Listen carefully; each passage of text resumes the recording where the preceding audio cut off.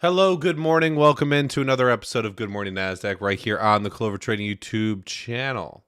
It is 8:56 a.m. Eastern Standard Time on the 5th. It is the 5th day of May, year of our Lord 2025. Is that Cinco de Mayo?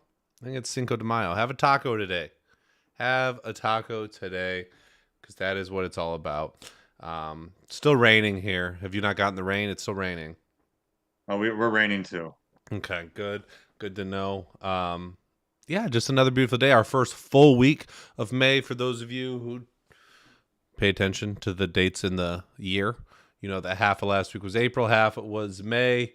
Here we are ready to go in a brand new month, the 5th month of the year, almost getting to that halfway point of the year. This year is speeding on by. We're approaching summertime. Um, yeah, feels good. I feel good. How are you doing? I feel great.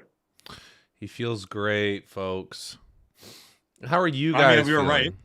We were right. We were right. Last week we started this off, and I said I think this is the end to my losing streak. And it undoubtedly was. And not only was it the end of the losing streak, we made back like 75% of my losses There in we one day. So go. that was great. We have a YouTube video coming out about that, about the 6 week losses, about exactly what I found wrong in my trading during that 6 weeks, what I fixed going into last week, and then I'll have a part two of that video coming out to follow up part one, part two, the remix, if you will, which is mandatory watching, I believe. And if you guys want to see that video, it's gonna be on YouTube. It's also for four leaves in the video lesson section. It will be. So make sure you like and subscribe if that's the content you want to watch. I think it's good content. That's why I made it. Yeah, you definitely should subscribe. There's a rumor going around that if you don't, it's you're a bad person. So subscribe to the channel. Get that number up towards 7,000. If you do that, I said I'd give away two. We'd spin the wheel and I'd give away two all-day webinars for free. That's coming up in June. Just to let you know, we haven't officially launched it or let you know, but that's coming up in June. And if you want two free tickets, you want to spin that wheel on Wine Wednesday, tell everyone you know. Tell everyone you know to subscribe to the channel. Hit that thumbs up button at 26 right now. That's a really great start without me having to ask. But get that number up towards 50. Let us know what you're doing over in the live chat. Ask any questions you have once we finish up with the gappers. We have 3 today. We will answer some of your questions. We got Wayne in here, Thomas, Mason, Mash for Fun, Micah, Troy, 123, Randy, it's Barker. Good morning. Good morning. How you guys? How are you all doing? I think a lot of people sat down over the weekend, made their monthly recaps from April. I think if you get in the habit of doing that, it's a really, really good practice just to be aware of what areas of your trading are important right now, which areas are slipping, which numbers do you think you need to improve on, your average winner, your average loser, your gross profit, your gross loss, your win rate, which pattern's not really living up to its potential, which one is doing better than its EV, whatever it is. I think it's really important. We make videos on it. Kyle posts this on YouTube. I post mine in the room. And I think it's really good. I think it's really helpful for people. Some people at the boot camp in person told me it was really helpful, so I continue to do it. I think it's a great way to see our growth and how we think about each month, even as veteran traders. So I hope you guys got some of that done over the weekend, but we are fully engulfed in May now. The market will be whatever it is this week. I'm excited for it. Got some plays going into this morning. If you want access to my watch list every single night, access to Kyle's and Huddie's as well, sign up for a 3 or 4 leaf. Get yourself signed up at clovertrain.io. You can always join Clover Academy first if you want to see what we're all about before ever paying $1. All right. Hey. 9 a.m. Do got a few gappers. If you're new around here, we talk about the biggest gappers of the day in small cap land. Right now, we got one up 90%, 124%, 146%. So we'll hit on all those, talk a little bit about the catalyst, why they're moving, a little bit about their fundamental situation and dilution, as well as their daily chart. Let you know if there's any bias we have.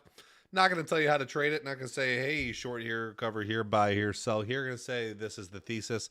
This is what's moving the stock. This is what we've seen in the market right now with stocks like this. And however you choose to trade it, because there is no right or wrong way to trade it. Every week, some go up, some go down. That is not for us to tell you what to do. You should trade your patterns your way.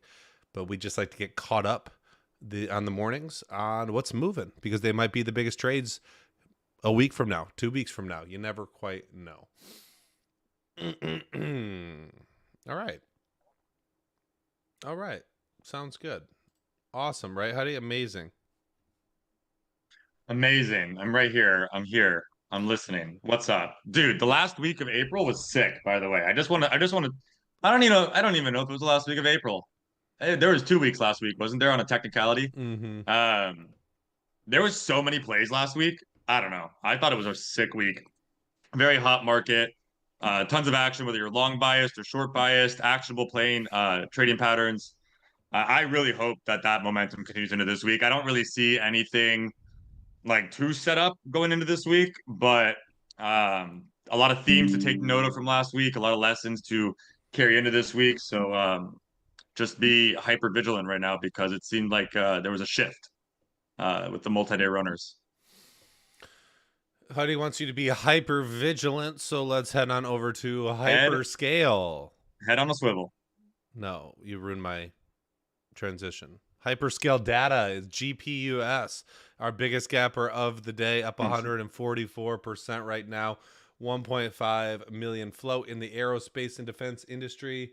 I have that it's a New York Stock Exchange stock. I feel like sometimes when I see that, it's wrong. This is formerly DPW, if you remember that one. Remember that one? That's crazy. Wasn't that Bitcoin? Yeah. Okay, and then apparently aerospace and defense now.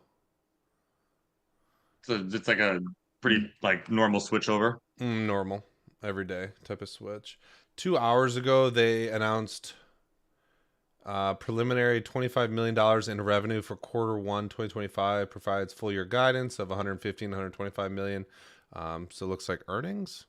You only unless they're just letting us know the revenue. Maybe the official earnings haven't come out yet. But I also see some stuff in their news about AI and about coins and Solana blockchain. So they're still mixing it up, keeping it 100. And they mined 56 Bitcoin a month ago. All right, they're doing stuff. Formerly DPW. What do we got going on here? How many Bitcoin did they mine? Said like 36 or something. Isn't that like billions of dollars? 56? I don't know how that works. I don't know how it works either. I don't even know what to, dude, don't ask me about a Bitcoin. It doesn't make any sense to me. It's not a computer. What do you mean you mined it? Like what? I can't stay. I don't get it. I don't get it at all. All right, talk to me. They got 15 months of cash left. Do they have any dilution? Offering ability says low. Is that true?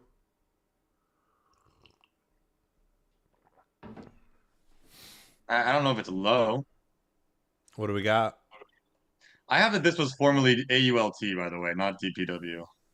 On GPUS? Yeah. Yeah, my first thing is BitNile Holdings, formerly DPW, so it could be wrong. Probably not, but maybe. Yeah, they have some convertible notes, which is the main dilution that's in play. Can be converted at 75 to 80% of the lowest closing price in the past 5 days prior to the conversion, as low as 40 cents. The registration is pending in effect, so they can't do that just yet. They're getting some shareholder approval to raise more money via convertible note on May 19th. These guys are not good. But at least they're honest. Don't hate on them.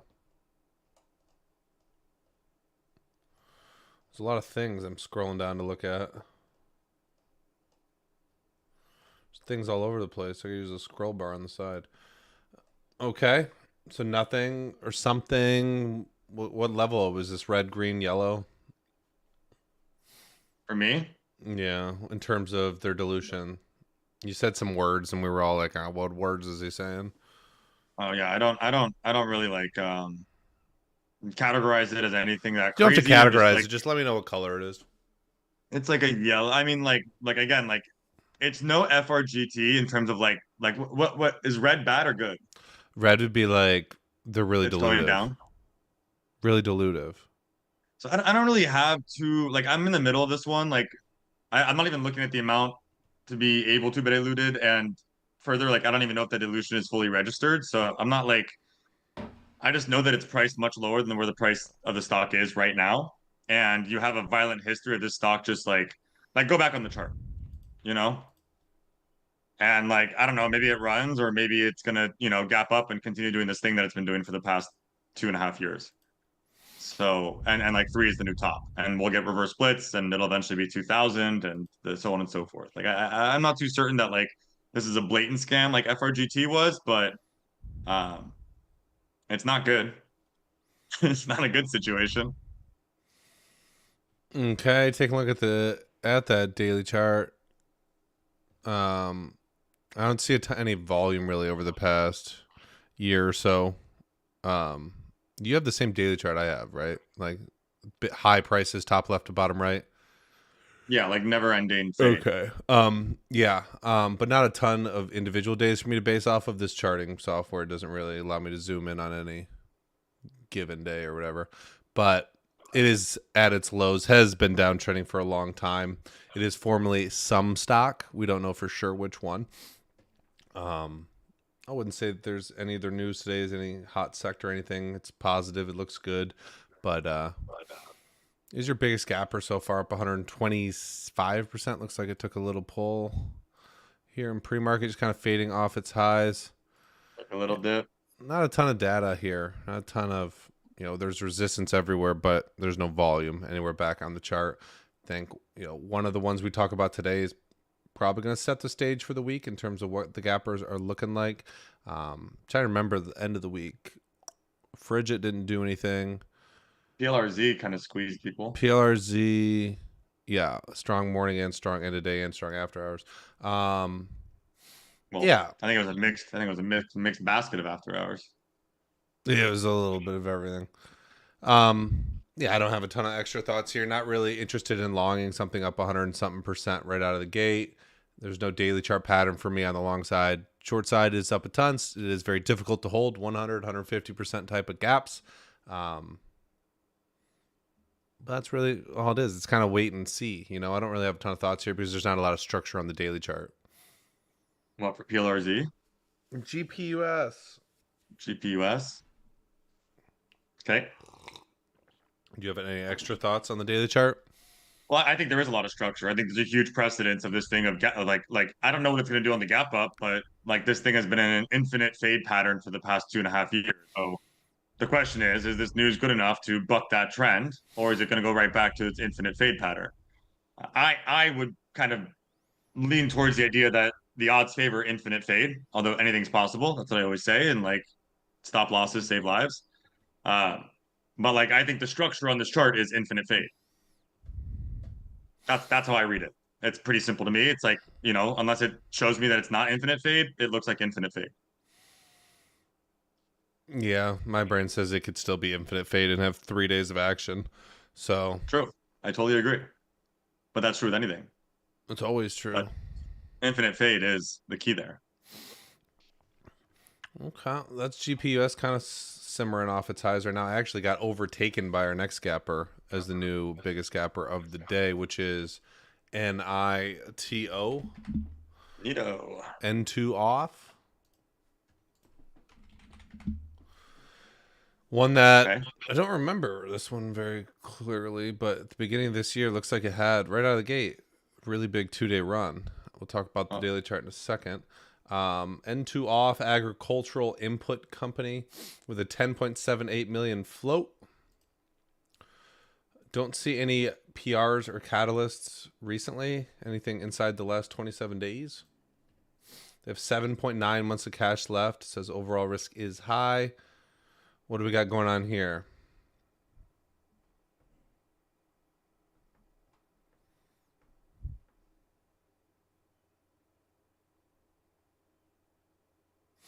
Yeah, I mean they had a run back in January that is to be taken note of. They have some shares that the registration for 9 million warrants at 24 cents became effective on February 17th, so 2 months ago, maybe three. They have some shelf capacity. They could do more dilution, but they feel like they have enough cash to support their operations through 2025. They do need to get their stock price over $1. Maybe that's their intention here. You know, looks like a headache, if you ask me. Like they haven't been too kind to their stock in the past 2.5 months since their run to three, but they also haven't done anything too nasty, and they've had this history of like kind of holding up and going higher, and some incentive to hold a buck before September 24th. So maybe that's their intention. So I just feel like it's like this one doesn't feel like infinite fade pattern to me. This one feels like it can do anything it wants to do. Especially from here being in this like 67-cent range, which I don't think is really the best range for gap and craps. You know, I can see this being over a buck. I can also see this just doing nothing and like ending at 70 cents. So it's pretty uninteresting to me.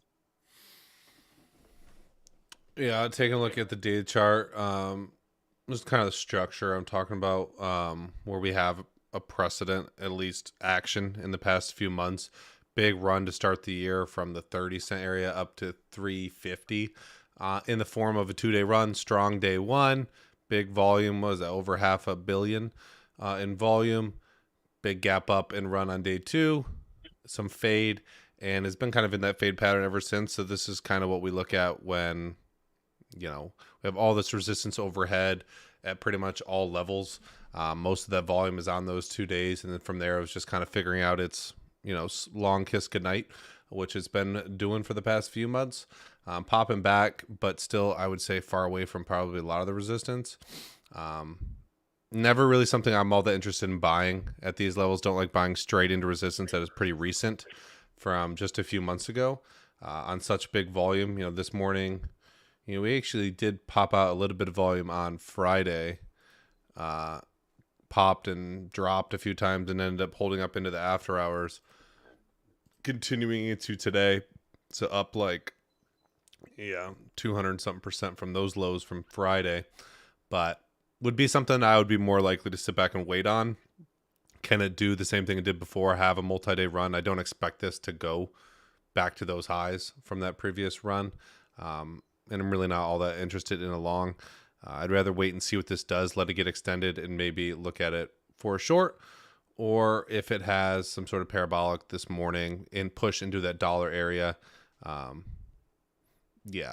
I don't like buying straight into resistance, and I kind of agree with Huddie that this price range is kind of iffy on gap and craps, but it is up 120%, was just up 150, so we'll see where it opens. Still have 16 minutes there. But kind of a sneaky big gapper here on this daily chart. How's everyone doing out there? 43 likes. Really encourage you guys to hit that thumbs up button. It goes a long way in giving yourself good luck. That's what we've heard anyway, for all those who have hit it in the past. What are we at? 43. 43. Get that number up towards 50, please. Yeah, one more gapper. Those are your two biggest, NITO, GPUS, that are up 120, 130%. NCNA was one of the bigger ones this morning and is up in the 80s% right now. Looks like it's already trying to complete its crap. Take a look at that one really quick. See if there's any news on it. NCNA, Nucana PLC out of the United Kingdom. This one looks more dirty and gross. It is red all across the board. 5 million float. No news. 0.5 months of cash left. They got a S1 offering in progress. I know I can't say progress. In progress from April of this year. They got registered ATMs. This one feels a little grosser than the ones we've looked at. And the daily chart is already, kind of showing it spiked into the previous resistance in the 130s. Is already back down in the low 80s right now. And just kind of been in a fade pattern all of pre-market. You have anything extra you want to say here? Maybe it turns around and is strong into the gate. Oh, this one has. I remember this one. This reminds me of my IMUX loss from the end of last year. This one looks shady. Big red days, big gap downs, huge gap and crap early last year. Do you need to be reminded on the ticker? No, I know what it is. Talk to me, sister. Yeah, I mean, you are right. This one's a little bit dirtier than the other ones. So they have an S1 in the works, originally filed on April 24th, and they've had two amendments since then. So when you have an S1 and they're being like updated frequently with these amendments, that usually means that an offering is getting close. Um, they need to raise capital by Q3 2024. So there's a lot of agenda time frame here, type of thinking. And so the question is, when's that offering coming? And it's coming soon. Like that's what's going on here. They're gonna offer and it's gonna come soon. I don't know if it's today or tomorrow or next week or whatever, but it's coming. And it's in the filings that they're kind of hinting that they are getting ready to do it. So buyer beware. Awesome. Huddie, awesome. Let's see what you guys are saying. Appreciate the like. 62, wonderful. As you guys know, we're live every day the market is open. Don't forget to hit that subscribe button. We're live every morning, Monday through Friday, and Wednesday nights at 7 p.m. Eastern for Wine Wednesday. You can always check out our old Good Morning Nasdaq or Wine Wednesdays by going to our page, hitting the subscribe button, and then going to playlists, and you can see all the reruns of those. They're not posted as live videos, but you can check out those live streams that did happen. If you're looking for some sort of podcast style education where you just kind of hear us talk and have a good time and answer guys' questions, that's where you should go and look. 123 Jeremy Max says, Dom, you still watching NVNI kind of ripped during pre-market? Yeah, I really don't look at potential reversals till like 9:30 because it doesn't make me happy or sad. Like if they are going sideways, then there's still potential, and if they run too much, it's usually sad. Still up 20% right now. Kind of came off the lows in the 30s. It's already bounced up towards 50 cents. So on pretty good volume, actually, like bigger volume ranges than we were seeing on Friday. So part of me thinks that move is come and gone. But if it does fade its way back towards the low to mid 30s and triggers, I will potentially still play it. We've seen it time and time again where stocks do trade in the pre-market, go up 20 or 30%, come back down, and then still have a move. You probably would look at the highs of pre-market. That was like best case scenario. So the risk reward would have to make sense, but never a good thing when the move that you want to happens at, what time is this? Like 8 a.m. So I don't think there's any harm in avoiding it either. It's Parker's is choppy April, but the last week of April going to May was good week. Right on. Who is ready for kids' first red day? I know Kyle was saying he's not interested whatsoever in this one. I don't know what Huddie's take is. It's on my watch list. The more it bounces here, the more interested I become. To be honest, I want it to separate from its floor, um, which I kind of see as $5. So, when we were opening up like low sixes, I had zero interest. But now that we have kind of a situation where we might make a top and fail, that might open the doors to some tight risk opportunity, and that would interest me because I can be kind of quick about it. Okay. Are you guys taking PLRZ day 2 short? That's not a pattern. I mean, it can be if you want it to be, but it's not one of our patterns. I'm not taking it, but I see the precedent there. If we're following the other types of tickers, what? My chart's like wrong. Did they do a reverse split or no? If we're following the other types of tickers that have had this type of share structure, mainly like PSTV is the one that like really comes to mind. It also had a day 2 gap. It had a day 2 gap up and then a failure. So there is some precedent that PLRZ might have a day 2 gap up and failure. This is a horrible ticker. Their news is that they're not doing a reverse split, but they're going to do one later. So it's not good news. And the fact that it even ran in the first place is quite silly. So I can see a world where this does fail today. It's not really a pattern for me that I would want in my trading log. So I'm personally going to ignore it and hope that it becomes something that's more of a pattern for me. But if that's something that someone trades, like I see the angle. I think there's a fundamental side of it. I don't know. I agree with Dom. I don't know what a day 2 gap up short is. Like that's not a pattern. There are ways to quantify what a day 2 gap up short is, but just calling this a day 2 gap up short because it's day 2 and it's gapping up, you're going to run into problems like liquidity trap, like third day search, where you just have no idea what the F you're talking about and you have no criteria and you're trading. So be careful there. Is it up 20%? Is that part right? I think so. just underneath. Halmy says they said they're going to split and canceled on 1/5/25. DOS charts messed up. PLRZ, that is. Okay. That makes sense. It looks like, yeah, because they were what?